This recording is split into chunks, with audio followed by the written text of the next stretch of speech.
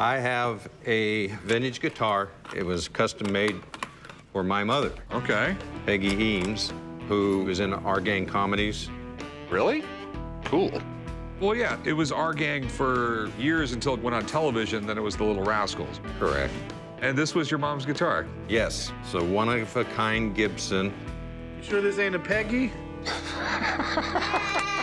This guitar has been in the family for 75 years. A little piece of my heart would go with it to whoever was to buy it. Above $75,000 would definitely get me to part with the family heirloom. When was she on the Little Rascals, Our Gang? They were just forming it up in 1925. She won a contest with a trip to Hollywood to go and try out for Our Gang. So she got in with the Our Gang bunch while they were still doing silent movies. This was one of her Our Gang movies, Seeing the World. She's right here. Okay. Those are some pretty cool pictures. Our Gang was one of the longest-running film series in history. It appealed to people of all ages, even though it featured kids. Funny enough, to get the kids to remember their lines, the director used a trick. He would explain the scenes as carefully as he could, and then he would film the kids as they play-acted their lines. So do you have any pictures with her, with the guitar? Yes.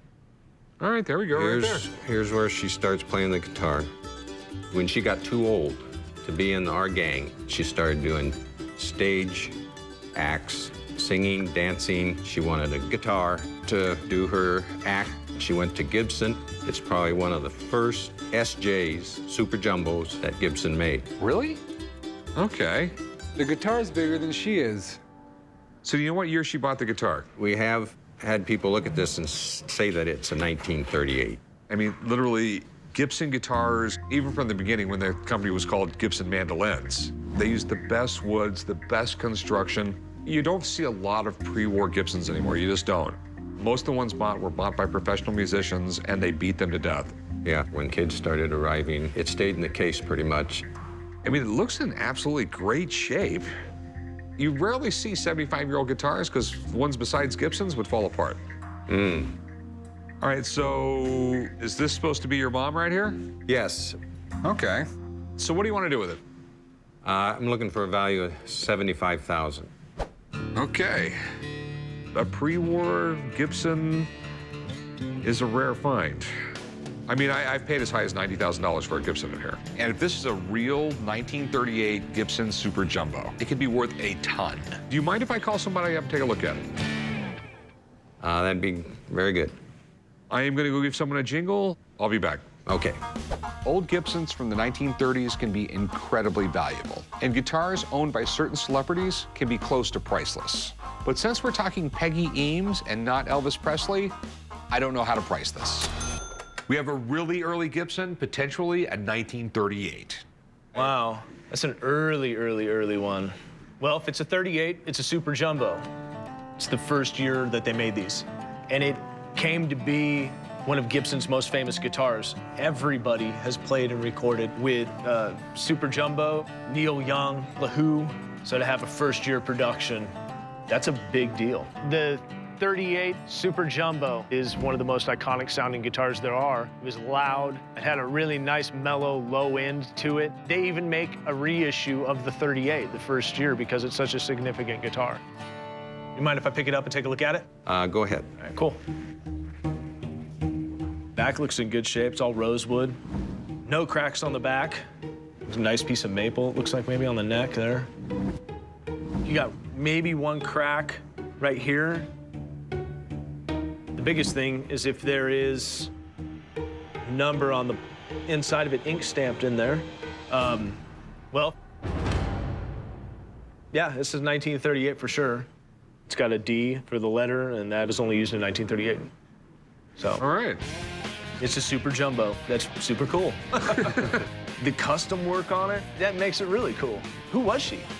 Peggy Eames, my mother, started out in the Our Gang silence, and from there she went into vaudeville when she outgrew Our Gang. That is awesome. Our Gang was great, but she's not super well known. Do you guys have any other concerns with the guitar? Or? No, I think you covered everything except that one big one. What's it worth? Well, without that custom work on it, In this condition, this is probably a $40,000 guitar. The custom stuff on it takes it into a different realm. So you have a first-year guitar with custom stuff on it. This could possibly be 65, maybe even 70 grand for this guitar. Yeah, okay, it's a little lower than I'm anticipating. Getting almost double what a stock one is pretty good. Yeah. Thanks for calling me in on this one. This one's rad. All right, thanks, man. You know, a 38, this is only the second one of these I've ever seen in my life. It was really cool to get to hold one in my hands and not just looking at it on the pages of a book. An amazing instrument. I'll give you $45,000 for the guitar. Well, my intention was that the money would be used as a down payment on like a getaway cottage, call it Peggy's Cabin. My asking price, $75, is really where I still want to stay on it. There's very few people in the world who have enough money to spend on a stock 1938 guitar. You bump that up to the few guys who buy the custom ones, it can take me years to sell something like this. That's what I can do. I mean, I will go $45,000. If you were the end collector, is it of interest to you? That's just it. I'm not the end collector. 65 would probably move me on it. I'll go 47. I assume all the risk after that, you know what I mean? I think I'll hold it around a little bit longer. Okay? If you change your mind, I'm here. Okay, I appreciate that. There's a lot more involved here than money. The family heirloom part of it is real strong. Maybe during a family gathering once a year, Peggy's Cabin, and it'd be like a memorial. Can I help you? Yes, I have some magic prototype cards. I think they might be of value. Everybody loves magic. Oh, this is the other kind of magic. Yeah. Magic the Gathering cards. Hold on a second. Gotta fill it right here. Magic the Gathering's a role-playing card game that was developed in the 90s. It's pretty cool to look at the prototypes next to the finished cards. For example, fire-breathing creature. This is a little baby blowing fire. But no, when the card came out, it was much cooler. It was a dragon breathing fire. I'm here at the pawn shop today to try to sell some magic prototype cards. These magic cards actually come from my uncle. He's a huge collector, and we found them in a box of his. These magic cards are special because they're the only prototypes available. These are unique to the set and to the game itself. I'm looking to get as close to 25,000 as possible. This is awesome. What was really cool about Magic the Gathering at the time, I believe it was the first card game that was meant to play and collect. What would happen, you know, when these came out is you would have your deck, I would have my deck, and we would battle each other. The game has evolved through time, but over 20 million people around the world play Magic. I mean, it is the most successful role-playing card game out there. So I see a lot of good stuff here. We have a unicorn summon, and over here we have the unicorn. Pretty cool. Ints, which looks like it turned into the iron root tree. I didn't realize you had so many of them here. Yeah, I have quite a few. So, what are you looking to do with these? I'm looking to sell just the prototypes. Okay, how much are you looking for? 25,000. So here's the deal. You could easily have $25,000 here. You could have $200,000 here. I really just don't know. Trading card games are very collectible, and Magic the Gathering is the most expensive trading card game there is. This game has cards that are worth, you know, $100,000 in it. I just don't know what this is worth, so this is something I would like to get checked out by my expert. So what I think I'm gonna do is grab your number from you. I'm gonna need a couple days to see if I can set up a meeting with someone who actually knows about these. Then from there, we can talk about a price. What do you think? Okay, yeah, that could work. Sounds good. I'll meet you over there. Unfortunately, we weren't able to make a deal today, but I'm willing to wait and see what could happen. I know that these cards are worth something, so hopefully patience will be a virtue. Hey, chum, how you been? I'm good. Here's my boss, Rick. Rick, how are you? You have a store that just sells cards for these games? That's it. It's a huge market. I get some of Chum's money here and there. Hey, there's my guy right now. Harrison, how you doing? Good. Come on back here. Excited to see what you got. So, Put some gloves on for these. these are the prototype cards I was telling you about. So what you guys have here, these are the Gamma playtest cards. The Gamma playtest cards. Yeah. So basically, this is the first set of playtest cards that resembles the first set of Magic. The first one that really resembles what the game ended up looking like. These are the pieces of paper that they gave to roughly 40-ish people to test out Magic to make sure that it played right. So are they real? Well, I have one in my case here that is authenticated. So it's been graded and authenticated. This is a Time Walk. This is the card that Time Walk became. Time Walk, similar to that. To me, the print looks right, the stamp is right. Just because this is a collection of all these together, I would say that these are authentic. So these are collectible? That's the magic question, isn't it? These are very collectible, yes. I would say that probably 90% of these got thrown in the trash before the game came out. These are incredibly rare. Most people that play Magic wouldn't even know that these exist. Okay. What kind of price are we looking at? Because of how scarce these are, I would roughly say about $400 a piece. And we got 27, right, Harrison? Yes. Rick, how much is that? $10,800. One thing I can say, because of how scarce these are, these almost cannot go down in value. These are a steadily increasing set. I appreciate you looking at them, thank you. You're welcome. Let you guys talk. So, you're asking $25,000. Don says they're worth $10,800. Would you take $6,200? Gosh, that's kind of steep. Do you think we could do like 10,500 maybe? No, that makes no sense. Sort of like the game. Okay, well, yeah, in that case, I'm gonna probably have to pass. 7,500? Gosh, well, I mean, based off what Don said with the value, you know, increasing every other year, I mean, I think I'd probably actually have to hold off. Sorry. Well, Rick, looks like we're gonna have to go play with another deck. I got a Magic lesson set up next door. A lesson to play this card game. You'll probably be better than me, don't worry. Appreciate you, Harrison. Thanks for bringing them by. Appreciate you as well. Come on, Rick. There wasn't any Magic happening here today, so I'm just gonna gather up my cards and head home. Tell me what we got here. It's a samurai sword that my grandfather gave me. Said he took it off a soldier on Okinawa in World War II. Okay, do you mind if I take a look at the blade? Have at it. It's your sword. I'm gonna let you open it. These things tend to cut people. I'm looking to sell my samurai sword from World War II. The sword has sentimental value because my grandfather gave it to me when he passed on.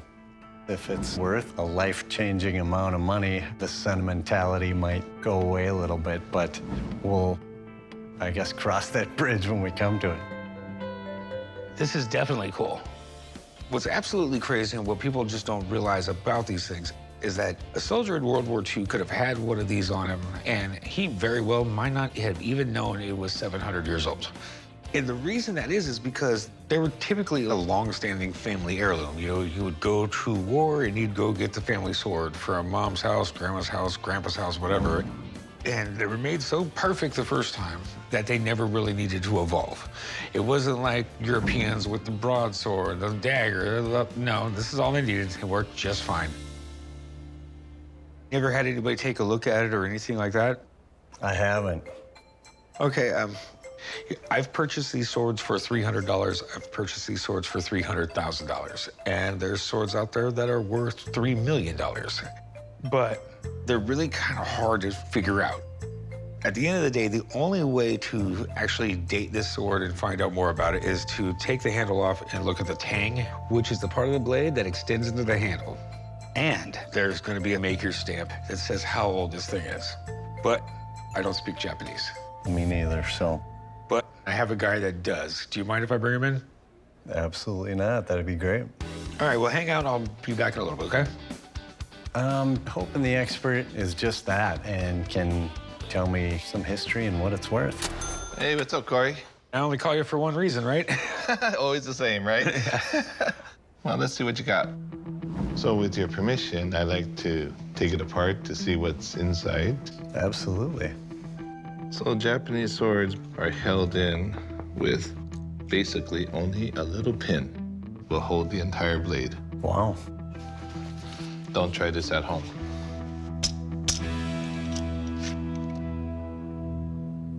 Well, this sword is quite interesting, actually. It doesn't bear the date, but because of the lack of rust on the tang, and it has a piece of lacquer here showing like an arsenal clearance, it is a sword manufactured during World War II for the war effort. A lot of those swords that were made during that time were machine-made. They would have a little stamp, like a Showa stamp or a Seki stamp. But when they don't have the stamp, they would be handmade.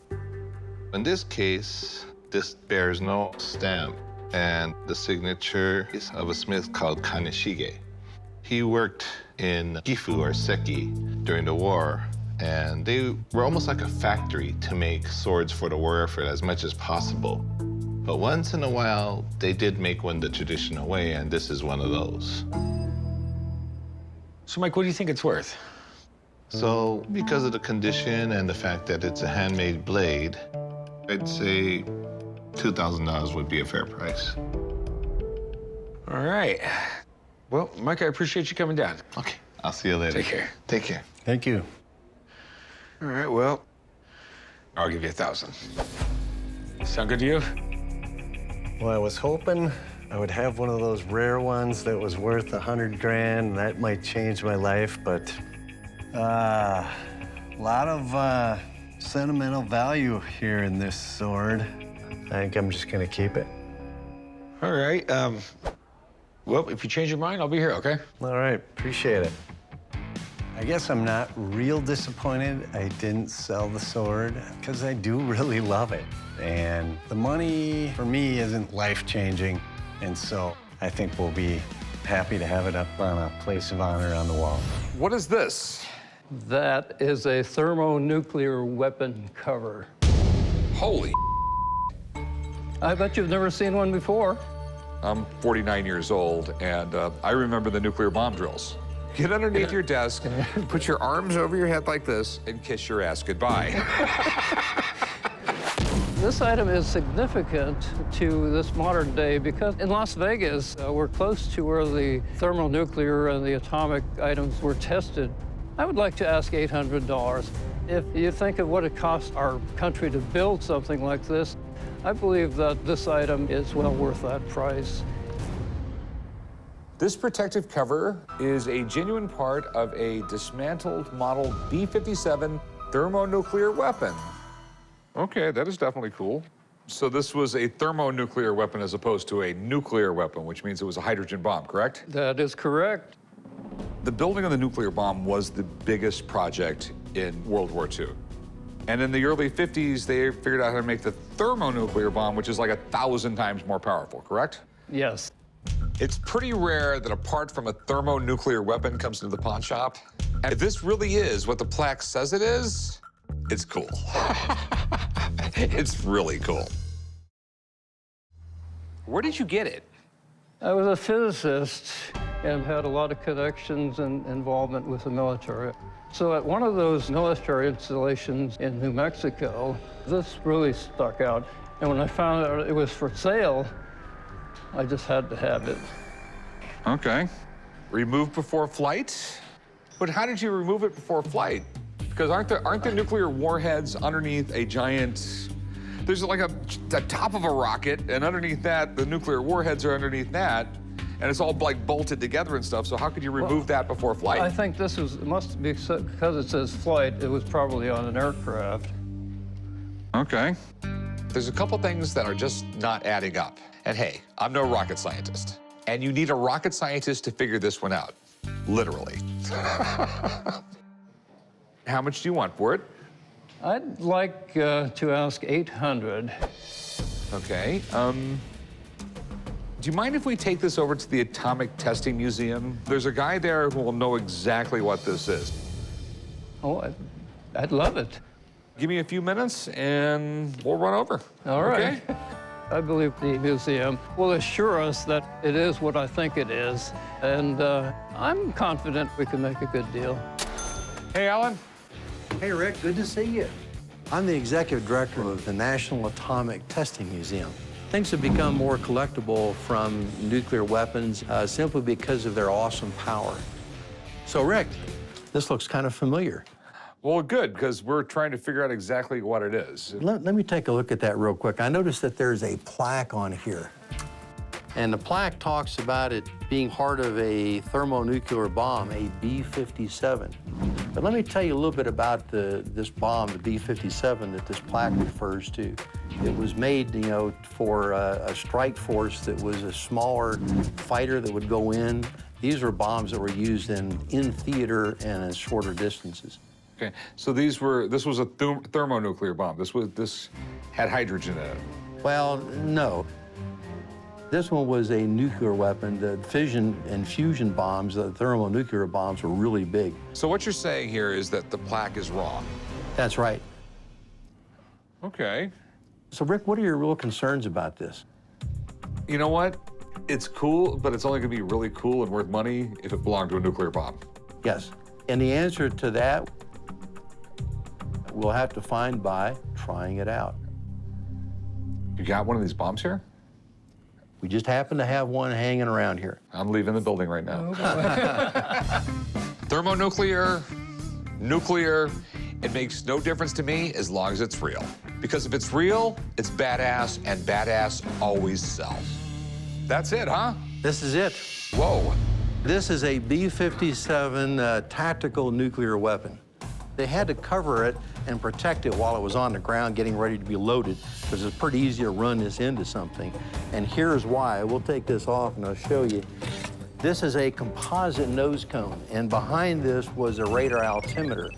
That's what would tell the bomb to trigger and to go off. So why don't we see if this is the same one? It ought to fit. So basically, if this cover fits this bomb, it's authentic. Yeah, try it. Let's try it out and see.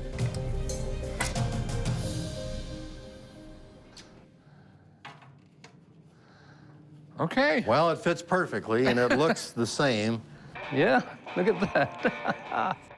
Thanks, man. We know it's legit now, and I'm gonna try and make a deal with this guy. Good, let's do that. First of all, it's nice that someone retained this so we'd have some example of it.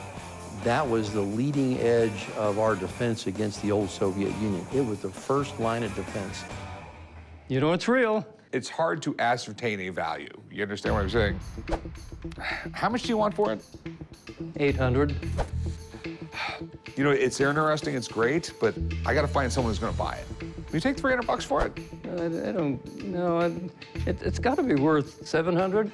Think of the millions or billions that went into building this. We just meet in the middle at 600. That's even above the middle. We go in the middle, 650. 6 1/4? 6 1/4. We got a deal. All right. I bought the item 19 years ago for $35. When it fit perfectly, I just knew that it was going to be a good day for me. I gotta say, I'm the bomb. I have Wayne Gretzky's last professional contract when he was with the New York Rangers. This is really cool. Who are you, his agent or something? I wish I had that kind of money. I came to the pawn shop today to sell my Wayne Gretzky signed contract. I'd like to sell the contract today because I really could use the money right now. I'd like to get $3,000. The least I'll take is $2,000. So where'd you get this? A friend of mine that I rented a house to gave it to me in lieu of paying me. He's the witness for it. He worked at Madison Square Garden. He knows I'm a huge Wayne Gretzky fan. There's only 5 contracts in existence. The NHL has one. Neil Smith, the general manager, has one. Wayne Gretzky has one, the Rangers, and then his copy. I mean, I can't tell you one hockey player in the world right now, but I can tell you Wayne Gretzky. Yeah, I mean, he was the best player ever. He was on the Wheaties box. Yes, he was. Baseball's got Babe Ruth, basketball's got Michael Jordan, and for hockey, it's Wayne Gretzky. A lot of people don't know a damn thing about hockey, but everybody knows about Wayne Gretzky. Mind if I take a look through it? Be my guest, be my guest. So he made $4.5 million a year for the first 2 years, and then $5 million a year after that? Exactly, and he also got a $3 million signing bonus just for, signing the contract. So this guy's paycheck was $500,000 twice a month. Exactly. Can you imagine getting a check like that all the time? I wouldn't be here, man. This contract's really cool. I mean, it belonged to the greatest hockey player of all time and has all kinds of cool details in it. I can't see any hockey fan not wanting it, so I gotta get it. So what do you want to do with it, man? I'd like to sell it. Give me an idea of what you're looking to get out of it. It's really hard to put a price tag on something like this because it is a once-in-a-lifetime thing you're gonna see, but I'm looking maybe around 3,000. You think it's real? You know, I don't know. I think it is, but how do you even know for sure? You know, I'm gonna give a buddy of mine a call, have him come down and take a look at it. Okay, cool, that sounds great to me. There's no question in my mind that this is real, and I'd love to have them bring in an expert. The contract is definitely worth more than just a signature on a puck or a stick. It's unique, and it's one of a kind. Hey, Jeremy, what's going on, buddy? What's going on, guys? The guys call me down to the shop anytime a really unique or rare piece of sports memorabilia comes in the door.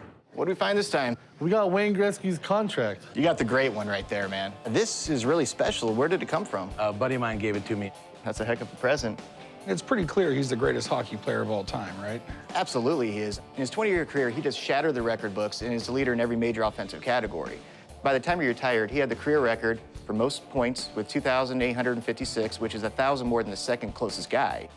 Wayne Gretzky wasn't known as the fastest, the strongest guy on the ice, but he just had such natural talent, such vision, that he could actually almost slow down time and anticipate where the puck and everybody else was better than anybody else has ever done. What are your concerns with the contract? I mean, it's not like it's a jersey or a stick or something. I mean, it's a contract. I don't really know what the market is, and I don't even know if it's real. Yeah, with contracts being as scarce as they are, it's a lot more difficult to gauge a value just because there's only a few of these that are made up each time. Let me take a look at the contract, and we'll see what we have. Okay. Now, with signed contracts like this, the signatures on them, they're what determine whether it's worth thousands or pretty much worth throwing in the recycling bin. So let's have a look at the autographs. We have a signature from Wayne Gretzky. Right above him, Neil Smith, who was the GM of the Rangers. And over to the left here, this would be a witness to the signature.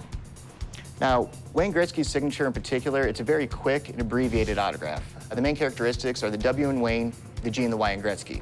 The G in particular almost looks like the symbol for pi, where it comes up on the left side, kind of loops at the top, drops straight down on the right side. The Y in Gretzky pretty much is almost like the number 7 with an arc on top. What you have here, it's not a reproduction, it's not a forgery, but a 100% authentic contract signed by Wayne Gretzky. That's great. That's what I wanted to hear from you guys. Now, the value of it, this is very special, and I would expect at least $4,000 for it. Yeah, that's awesome. That's what I wanted to hear. Yeah, it's definitely a rare piece. Jeremy, man, I appreciate it. You got it, Corey. Thank you. Signed contracts in general have a very narrow market. They're extremely rare, but considering it's Wayne Gretzky, with the right exposure, I don't see him having a problem selling it. After hearing that, how much you want for it? Well, he said it's worth $4 grand. I'd like to get at least 3. Like I said, you're never gonna see another one like this come through the shop. What you have is really cool, but I would almost rather you have a bunch of pucks or sticks or something, because it's gonna be hard to sell this. It really is. I'd go like $1,500. That's just a little bit too low. I can't do that. I mean, it's gonna be such an issue displaying it. It's not like something you would have framed or matted. It's almost like a book. You know, to actually sell this, I'm probably gonna have to take out ads somewhere and let people know I have it for sale. Would you go 18? How about 25? I'll go $2 grand. That's the best I can do. Can you split it with me? Give me $2,250? $2,100. $2,100. That's it.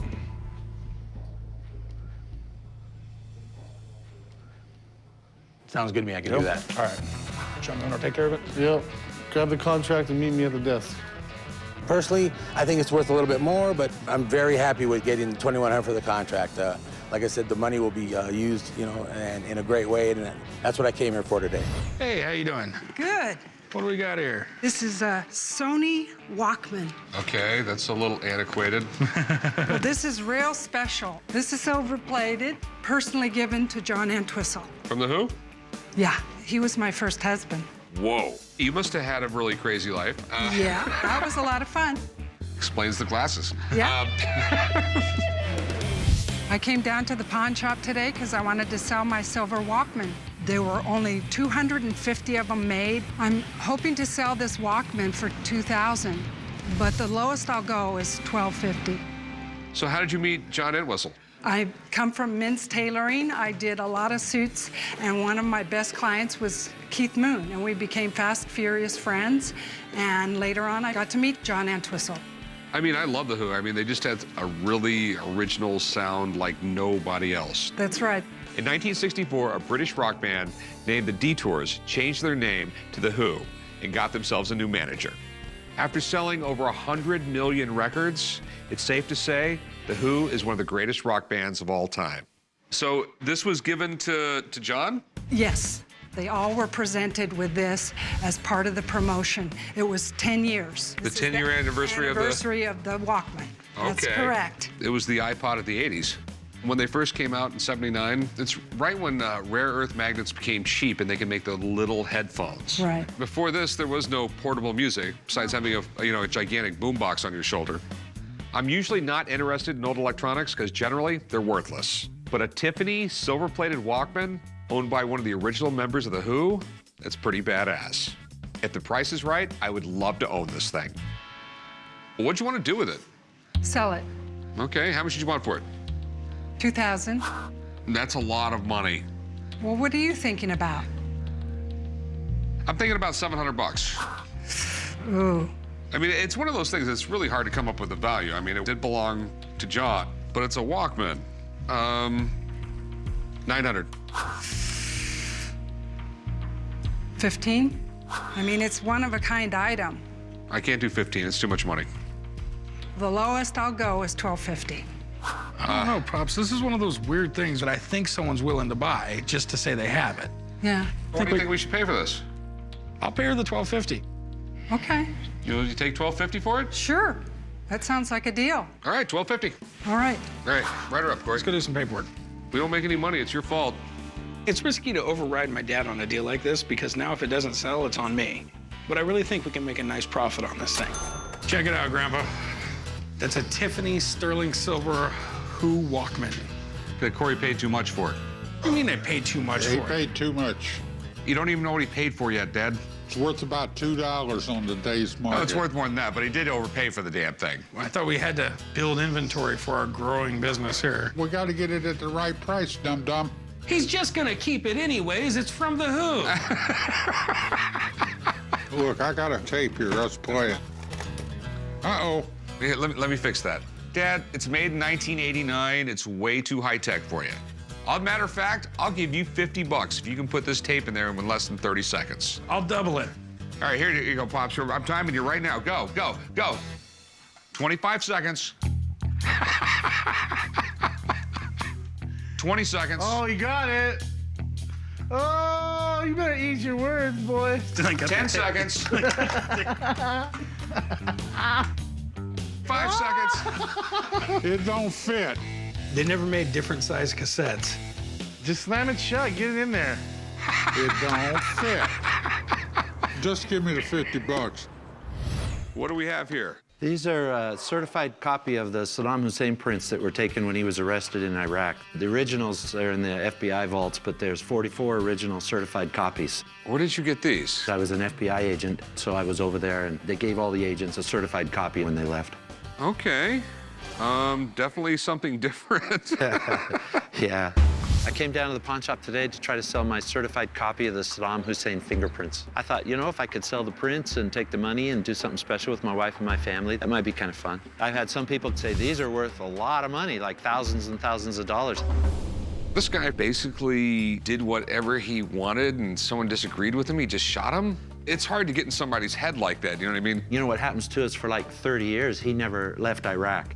So he starts thinking the whole world centers around Iraq. And he starts to think that he's the prime minister of the world or something. Saddam Hussein was a bad guy. He became president of Iraq in 1979 and stayed in power as a brutal dictator until the U.S. overthrew him in 2003. Were you there the day he was captured? Yeah, I was in Iraq. He still felt like it was his country, he was the ruler, and that we were infringing upon Iraq's sovereignty.